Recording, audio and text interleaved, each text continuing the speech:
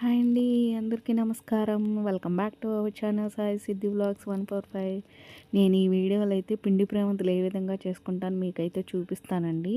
ఇదిగోండి ఈ విధంగా అయితే బియ్యపు పిండి, బనానా ఒకటి, బెల్లం అయితే బాగా నలగొట్టుకొని మెత్తగా చేసుకోవాలండి. అప్పుడైతే మాత్రం పిండి ప్రమిదలు చాలా బాగా వస్తాయి. ఇది నేను చూపిస్తున్నట్టుగా ఈ విధంగా అయితే కలుపుకోవాలండి. పిండిలో బనానా బాగా కలిసేలాగా బెల్లం కూడా ఇలా కలుపుకుంటూ ఉండాలండి. ఇదిగో చూడండి, నేను బెల్లం అయినా బాగా మెత్తగా నలుపుకొట్టానండి. వెంకటేశ్వర స్వామికి చాలా ఇష్టం కదండి పిండి ప్రమిదలు అంటే. సో మనం డైలీ కూడా పెట్టుకోవచ్చండి. మామూలుగా 7 శనివారాల వ్రతం అప్పుడే కాదు, డైలీ కూడా పెట్టుకుంటే చాలా మంచిదండి. ఇది ఆవు పాలండి. ఆవు పాలు బయట మార్కెట్లో అయితే దొరుకుతాయి.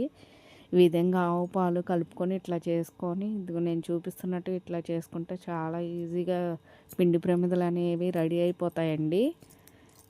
చాలా సాఫ్ట్గా ఉంటాయండి. మనం ఈ విధంగా చేసుకోవచ్చు.